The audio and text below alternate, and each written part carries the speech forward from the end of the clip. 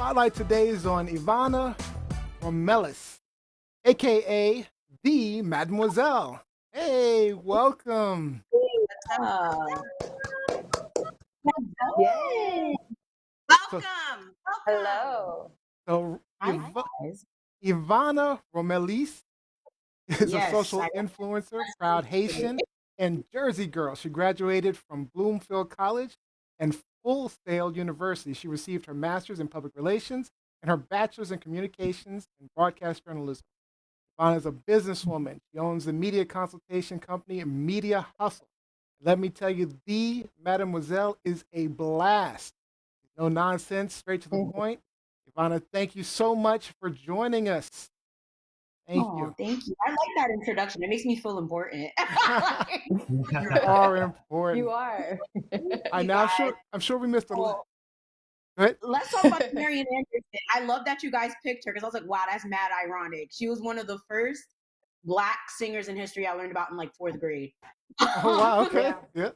It's very Yeah. funny. That's about what I learned. Yeah, I had one of those white teachers that was very like pro. I mean, we call it woke now. That's not a word to me. I feel like she just made that up. Consciousness. She was very conscious, and she was very like, "You are brown. Black is you are not black. This is black. This is like." She used to be very like. And I remember she did. We had auditions for like a Black History concert, and I was so upset because my voice is like an alto, and you know Marian Anderson has that high pitch. Yes, she So does. she gave me the Harriet Tubman role, and another girl got Marian Anderson, and I was so sad because I wanted to wear the nice little dress, but I was like, I rock that Harriet Tubman. So I was like, You rocked Harriet Tubman. That's right. yeah, I was like, oh, I was like, that's so ironic. Like, oh wow, that's like That is childhood, ironic. you know. I love That's a that good part of y'all. connection. Now, I'm sure we missed a Yes. lot of good stuff from the bio, from the intro that I did. So tell the audience a little bit more about yourself and the Mademoiselle. Yeah, so I grew up in Jersey. I was born in Long Island. I was born in like the Bayshore area. I just checked my birth certificate recently. I was like, well, I don't know what Bayshore is. Look, I was like, it's far. It's out the way. It's kind of like it's slip area, and my parents moved to Jersey when I was like 2, 3. So I was practically raised in Jersey my entire life. Grew up in Elizabeth, New Jersey. Currently live in Newark. Oh wow, cool. Hey. Just the name. I'm not from Jersey, but just the name, Elizabeth. Elizabeth. Lizzie. Same thing. It's like not the same, but hey, close enough. Elizabeth, hi. That's actually where I started my YouTube channel, but it was supposed to be a collaborative effort at first. I was trying to do like little comedy skits. Thank God that didn't work out because now I'm thinking about it like it just relying on. That makes sense. You're funny. It makes sense that you would do skits. People tell I don't do well with scripted comedy. I think I'm just naturally like that. Yeah. So true. I'm fine, but people were not really consistent. And I'm the type of person I like to get things done. I don't have time to wait for people. I don't have time to, oh, I can't make it today. Like I'm a very what do they call them? What do they boss? Assertive. Yeah, you're a boss. Assertive. Oh, bossy. Yeah, like Yeah. I like things to be done. I don't have time for you to tell me that you can't. So that didn't work out. But I still had a skit. I think it's still on private. I'm very sure it's on the channel. It's just private because, child, it's embarrassing. And I then wanted to do, like, I've always been known for dressing nice. That's always been my thing, dressing nice and, you know, wearing heels all the time. So I thought I was going to have, like, a fashion channel. Huh? Oh, Yeah. wow. It didn't Really work not out. that. I didn't have the equipment to do it. That's really what it was. Like I didn't have the because when you do a fashion thing, you have to have like a decent quality camera, and then you have to have the space because it's like if you're standing, the camera has to be kind of like a ways. And I was at my parents' house. I'm like, I don't know space for that. So that died very quickly. It was very sad. I really thought I tried numerous times, you know, and then I thought I was gonna do music reviews of indie artists. That didn't work because indie artists, I love indie artists, okay, and I hope nobody in here, I don't care honestly. Indie artists are some of the most freaking ungrateful people ever, and it was just like I don't want to work with them on a close tip. Or I had a lot of like horrible encounters. You know, interned for a couple of DJs at like Hot 97 and stuff like that. And it was just like, I'm over y'all. Like, I don't like y'all.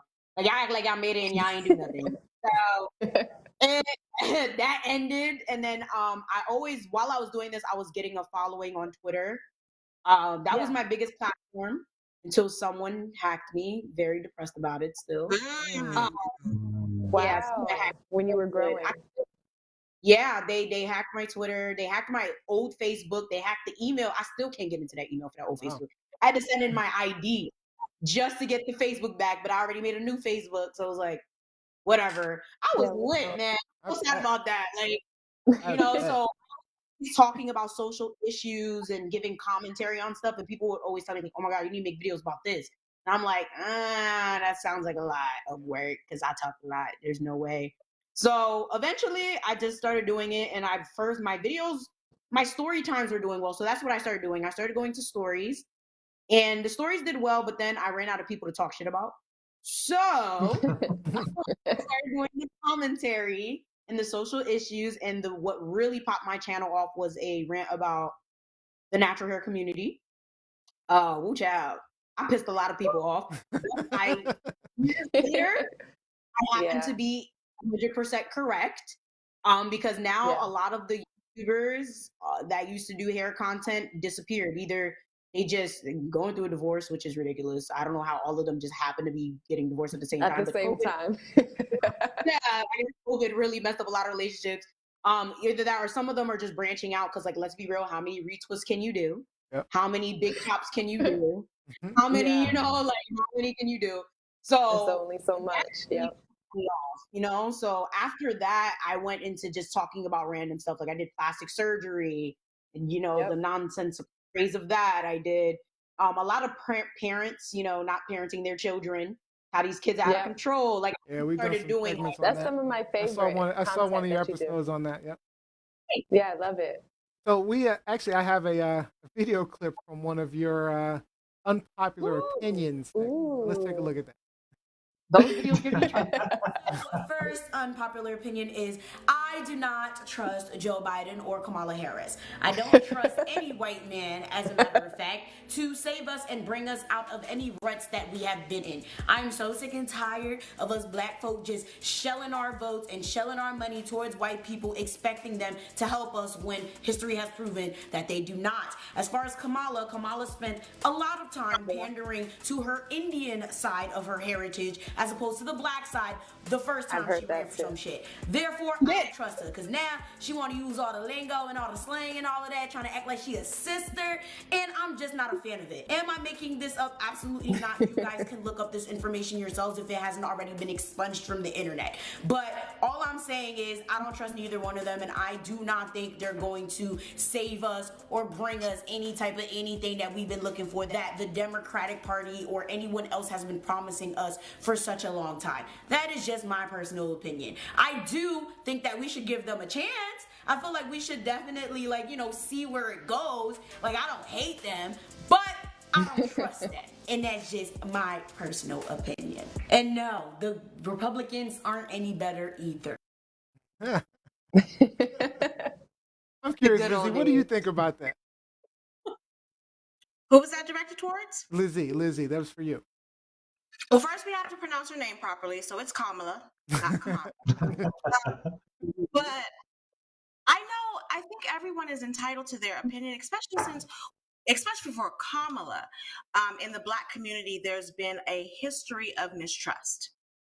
And so, and you can attach Joe Biden to that too, but since Kamala is projected or propped up to be one of us because she does have a Jamaican father, she has a mother who's from India, and she, you know, went to Howard University, contributes heavily to HBCUs, is an AKA. I don't really like them, but we're not gonna talk about. But I think, you know, they both came into this position with a lot of baggage, as a lot of presidential nominees do. Do I buy into the I don't trust them? I trust them more so than most. Especially, you know, even with, it's been what, 30 days? Has it been 30 days yet? I think that Yeah, they are making no, not 30 yet. Oh, Three no. more days. almost 30. I think in the first almost 30 days, the administration has made great strides, not just, for the Black community, but for Americans as a whole, just kind of trying to repair some of the bullshit that we went through over the past 4 years. So I respect your opinion. I at times felt it because I was no I was Joe gonna say Biden because fan it was very either. similar, especially Joe Biden. I know you had I'm some issues with Joe. no Joe Biden fan either. Yep, Haven't been since I remember that. the what's his name, Clarence Thomas, hearings for when he was up, to be nominated or to be confirmed as as a SCOTUS, if you will. So I hear you. I get it. Understand it. So Gianni Um, Storm, I okay. think we need to wait it out a little bit. Wait it out a little bit. So Gianni Storm, Facts. questions for the Mademoiselle? So now we're about to hit you with Yes. the questions. Rapid fire questions. Get ready. Rapid fire. She's like, Facts. okay, so the videos you reacted to, whether it's on celebrities or regular people, has anyone ever come to you about what you've said or like any of your opinions, or anybody, like if it's not the celebrity or the person themselves, anybody in their camp or their party, have they ever like addressed you about anything you've said? All the time, and I just ignore it because for what? I said what I said, I meant what I said, and I'll say it again. I For love the it. most part, usually, yeah, like for the most part, typically, right? Like 99.9% of the time, if I said something, I meant it. Even if somehow 5 or 10 years down the line my opinion changes, I'm a firm believer of even if my opinion changes, someone else resonates with it and maybe they got something from it. There's very few major things that I can say that I've said where it's like I've been Regretted like, it. oh my God, I don't believe this anymore. And even at that, it's usually something that's communicated regularly. I'll be like, I used to think that this, but now it's like abortion. That's something I can say. It's probably the only thing I've 100% been like one side and now I'm on another. And I'm like, Well, dang. what side did you come and go for? I Yeah. actually used to be very pro-life. Now I'm very pro-choice just because of looking at all the kids in the hood that don't need to be in these households and just like, it's just sad. It's like a lot of these people just have kids for no reason and the kids are suffering. And I just believe that people should exercise their right to just terminate Yeah, pregnancies because they you've don't talked about that on your channel as well too. Yeah, and people got upset, and I'm like, okay, don't kill your baby, that's fine, but my taxes got to pay for it. And I have all the taxes. Listen, Well, I have a we got to question follow for what you. it is. Like, Yeah, Go ahead, it's Lizzie. true. I have a quick question for you, and this is kind of in tune with something that Gianni went through over the past, I would say, month or so. So she does these amazing TikTok videos, Press, and she did a TikTok video about the insurrection, and she got a lot of nasty commentary in return. And so my wait, first what was the question, video about? Hold on, what was it, the video about it again? was about it was about the riots, the insurrection on January 6th. And so Mm, Gianni was I didn't touch basically that like, one. if, Wow, Gianni bro. was Don't touch basically, politics. she was like, if I had been I would have been basically shot. And so a lot of butthurt people came for her. And so my question to you is, like, one, have you gotten a lot of nasty or vitriolic comments? And two, how did you deal with it? Or what advice would you give to our girl, Gianni? Okay, so first things first. Like I said, I just ignore because at the end of the day, like I said what I said, right? Not only that, it comes with the territory. Like when you put yourself on the internet, people need to understand, like, as disrespectful as it is, which it is, and I feel like people, especially adults, need to like not be nasty to one another. But what you also need to realize, especially with TikTok, this is why I don't even have a TikTok. First of all, it's full of children, it's full of ignorance. Yeah, I don't do TikTok. I deleted the whole thing. I don't trust these people taking our information, even though America does it. Okay, whatever. I just don't. Mind you, I have clients that come to me for TikTok and I help them. I have a client that reached over 500,000 followers with my advice, which is crazy. I was like, shit, maybe I should get on TikTok. Really? But it's like, literally, she said that, okay, this is what happened to her. She literally, Kim Possible, how she has that brown lip. Apparently, a lot of these white girls like to paint on brown lip. And she basically made a comment about it, like, oh, that's funny. Black girls have been disrespected for brown lips. Now y'all want to paint y'all lips brown. And it was like, oh, it's Kim Possible. She was like, well, Kim Possible must be inspired by black people. Oh, they've been dragging her for like a week. I think she's still getting dragged on TikTok for that. So realistically, first of all, you have to pick your lane in terms of where you want to be, because not every social media platform is. You may be getting dragged on TikTok, but probably if you post that on Twitter, people are most likely gonna like report it. You probably gonna blow up from that, you know. You put it on YouTube. That's true. Left or right, we don't know where that's going on YouTube, because YouTube will probably block you because it's political. Then you got Facebook. Facebook, yeah, people might drag you. It's volatile. So you know, it's like you have to, when you put yourself on the internet, people might just drag you, and you can either just delete. I don't delete comments. I don't have time for that. The only way I'll delete a comment is if it's disrespecting another person. Yeah. You can disrespect all you want, but yeah, you know, you're not gonna disrespect my subscribers. I don't care if I don't know them. I don't care if they from 2. You're not gonna. If I catch it, block. If you're going to be like just blatantly disrespectful, like, oh, you N-word, rah, rah, rah, I block. Like, we don't got time. You can respectfully disagree, but for the most part, if I'm getting dragged, which I have before, especially my unpopular opinions videos, always get me in trouble. Sure. I think because it was my in that video, I ain't get in trouble for that one. So at that point, if it's that bad, I just turn off notifications completely, either for that post or whatever, because you can't do that on most platforms. You can just turn off the notifications. But like, listen, I'm not a Beyonce fan, but I love how she just ignores shit. I don't have time. Like, I'm not going back and forth with people I've never met. True. And that's what you need to understand. A lot of these people, you never met them. Like, you don't owe them nothing. Like, who are you? Like, okay, you're mad, that's fine. Go cry about it to your mother. Like, it comes to a point where it's like, especially when a lot of these people are like 12. And that's another problem, because next thing you know, you say something wrong to the wrong person, and they're an 11-year-old. Now they go on Twitter like, oh, you know, the Mademoiselle called me a bitch. And it's like, okay, now you're getting in trouble for calling an 11-year-old a bitch. But you didn't know that. And you're talking shit like you grown, you know, like it happens. You know, someone accused me of making them want to commit suicide. So, I'll get to Robbie Rock's question in a second. But there's a question online from Mike Winter. So when you say you ignore the responses, does that mean that you're only interested in offering your opinions and not open to electoral exchanges or challenges to your opinions that might color your opinion? No, it depends. Like, there's some people that get upset. Okay, it depends, right? I've never been dragged for any of my opinions because, again, it's an opinion, and I usually make it very, very clear that it's my opinion, right? Now, if I get on YouTube and I try to make an opinion that's a fact, like, say if I get on YouTube and I'm like, Joe Biden's a terrorist. Okay, the fuck? Like, that, I can't go around saying that. I can say I don't like him and I don't trust him, and I'm not going to say he's a terrorist. You know, like, that's unfactual. So if I put that out and then everybody's like, you're wrong, rah, rah, rah, would I ignore that? No, because clearly I'm wrong, right? There's been times where it's like, I've done something wrong, and I'm like, let me correct that. But if you're just going to be mad because one time you got mad because I said Little Kim ain't a legend, that's your damn business. What we debating about? Little Kim is a legend. I don't know what you're talking about. Legendary. I feel like that's what I said. But I know I said something about Little Kim, and all the Little Kim fans came on Twitter, and I was like, okay, what y'all want me to do? Take it back? I'm not taking it back. I don't care for that girl. I don't.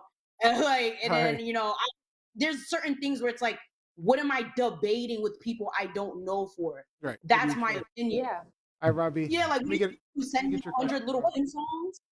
You know, Can I just get in there before Robbie? Because I think Mike Winter is talking about something totally different than what we are talking about in terms of experience. Like, when you get a lot of fan or feedback and comments on Twitter, on IG, social media, TikTok, it's not a lot of intelligent conversation. It's not.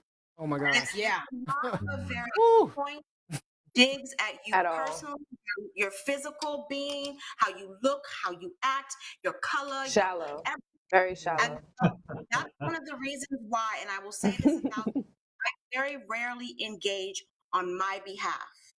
Yeah, because nobody has outside of Facebook. Because Facebook, I can control who's seeing my shit. On the other platform, I can't really, unless I just make everything private. And I'm a professor. I'm a sports journalist. I have a reputation to maintain. You have a reputation to maintain. And you just can't go back and forth with these people because it will take you outside of yourself. It really exactly. And that's what happens to a lot of these celebrities. They get dragged for saying something wrong to the wrong person that they didn't even know. And now every day they want to respond to something. It's like, what are you responding to these people for? Like, don't you have a yacht to go party on? Like, I don't have time for that. Like, I'm not going back and forth with people that are just mad because I said something like, it doesn't make sense. A lot of it is just energy. I'm not going to put my energy towards like just nonsense. Like, if you're mad, that's great. Unsubscribe, but you'll be back. Like, hey, that's usually my response. Hi, Robbie. Or Yeah. So as I was going through some of your content, I really enjoyed Colorism in the U.S. Part 1 that you did last week. And in particular, I enjoyed the quote where you were sharing about a white Haitian taking offense to being told that they're white. And I think your quote was, don't take my Haitian away from me. So my question is, in your opinion, does cultural affiliation or national affiliation trump skin color? So it's funny. I'm actually doing an international video on colorism. I actually just filmed it before this. Ooh. Honestly, I feel like that's also an opinion that has kind of changed. I feel like in America, we're very like color.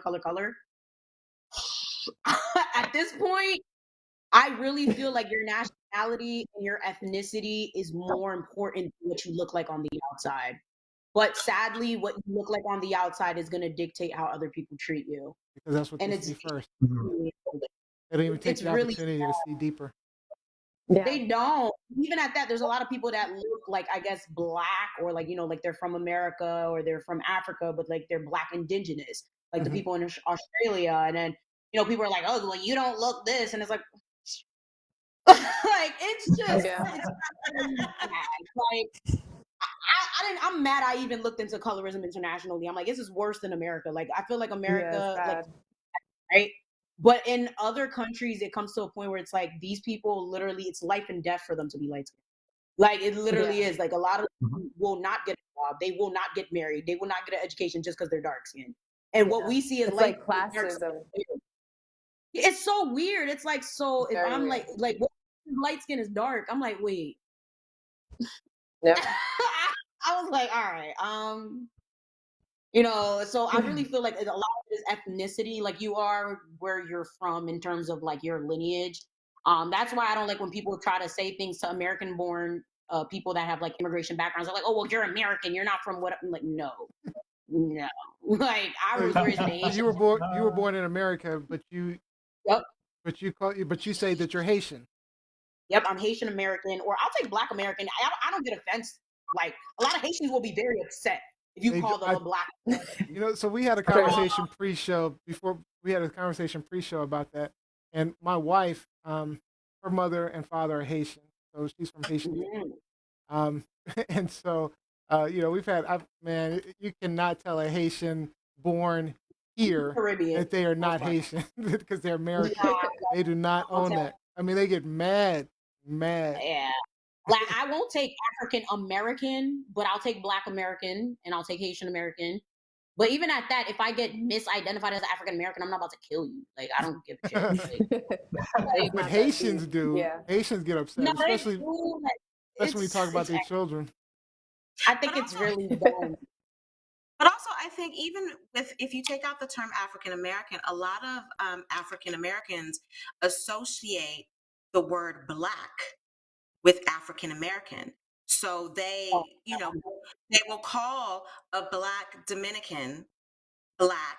And when that Dominican hears it and they're just like, well, I'm Dominican, they get offended. Oh, well, you don't think you're Black? No, I'm saying I'm Dominican. I'm saying I'm Dominican. I'm saying I'm Haitian. It's obvious that I'm Black unless you're Sammy Sosa, who dyed himself pink, like, Pepto-Bismol. But it's an American thing. It really is an American thing. And in Haiti, it's in the Constitution that every Haitian born is Black. Everybody on that island is considered Black in terms of the Constitution that they like to revise every time they want to do a dictatorship. So, that whole white Haitian thing is a whole other. That one's a headache. A lot of them are from Polish descent, though. But, they do claim they're Haitian. As realistically, they did earn it because a lot of the Polish did help Haiti gain its independence. Therefore, they have a part of the island, so they have that right to be called Haitians. That's why I never disrespect no white Haitian. It does still shock me. I'd be like, oh shit. I'm like, oh yeah, got y'all. Island is mainly like 90% Haitian. Find them. You know, I met a couple in college. It's like so strange. When they would speak Creole, That's I'm so like, funny. oh. I'm like, yeah, I forget. You understand what I'm saying? I can't talk shit about you now. You know, so I it's just saw some comments online about this. Olivia E says, "But you can't use color as a race or nationality. I'm black, and something else doesn't make sense to her." But that's an American ideal. Yep. yeah, that's an Because American thing. It is. like I said in the pre-show, in Cuba, you have no color. You are Cuban, and that's it. You're not black. You're not a black Cuban. You're not a white Cuban. You're not a mestizo Cuban, mulatto. Nothing. Yeah, Yep. You're Cuban. It's in the rule. It's in the Constitution by law. You are Cuban. You do not identify yourself by your color. yep, That is the law for, or that is the mindset for a lot of our brothers and sisters who come from the Caribbean. And so when yeah, they get here, they will identify as their nationality first, Yep. and then race a distant second, because it never occurs to them. That's not how they were raised. That's not the law in their particular country. And you know, in Cuba, you know, under Batista, under Castro, you know, Batista was kind of worse than Castro, but no one wants to talk about that. But under Batista and Castro, you could not go around telling people in public, referring to yourself as negro. You couldn't do that. You would be arrested. You are Cuban, plain and simple. Jacqueline Robinson says India has a deeply entrenched caste system. Mike Winter Yep, says yep. worse in India and worse in South Africa, which Lizzie and I learned about in at least in high school. And also, Olivia also says that yes, sis, I am born in America and I am an Ethiopian. Her father's Ethiopian. Ethiopian American. There you go. Like, it's not that hard. All right. This is the way I feel like, listen, where you born is your nationality, wherever your family or lineage is your ethnicity, and then your race is, yeah, at that point, we don't know because everybody's mixed at this point. But you know what your race is. Mhm. Like, you know, that's how I just do it to make things simple. But people just be To make it simple. yeah, like where you're born, your nationality, what's your passport? Okay, America. Right? When you go to France, they don't let you got an American passport. Okay, so everything. Like I don't Simple, care. exactly. All I right. don't get. Unfortunately, we are out of time. And, you know, this has been a great discussion. And I think people have gotten a really good feel for what your YouTube channel is all about. Do you have any final words or thoughts you want to share? And, you know, tell everyone where to find you. Yeah, so you guys can find me on YouTube, the Mademoiselle, as you guys can see on the screen. I hope, right? I'm sure they can see us, right? You can find me on all social medias by typing that, but usually my handles are the Mel, just THEE, M as in Mary, LLLE. And final thoughts would be live your truth and say what you gotta say, because at the end of the day, can't nobody kill you, and if they do, they're gonna go to jail. So Oh, no. maybe Depend on your truth in this country. Depend on your right, you know. Yeah. Oh, Always no. speak your Trump made it a little truth. easier. Trump made it a little easier. Very true. You know, Yep. always make sure that you never fit the mold, okay? Because the mold is old. Okay, the mold is old. Be who you want to be. Be true to who you want to that. be. I Yeah, Me like too. that. the mold is Is old. old. I like that. It is. All It right. really is. At this point, it's like, you know, it's now or never. Never make excuses. Never use your adversities as a reason why you can't go somewhere. We all know we all have our own special set of problems, but we all have to make our, you know, put our best foot forward to get past it, because we all can do it. Yeah. If you believe you can't, you will. If you believe you can't, you won't. So, All right, guys. Inspiring.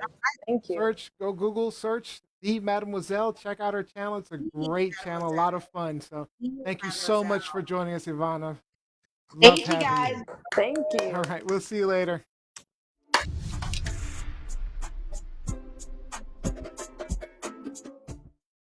right, wonderful guest, wonderful guest. So Wonderful guest, very colorful. I liked a lot of her energy and what she had to say. I just hate now Ivanka Trump, because every time you said Ivana, it registered as Ivana in my. Oh no, you that's just a automatically get horrible a AdSense in correlation. your mind. That is horrible. At least she spells it, in a very non-Trump way. That'll incline me to not, connect it with Ivanka. But the first time you said her name out loud, I was like, wait, what? Oh, damn, them What? Trump. All right. Let's quickly get into our hot topic. So,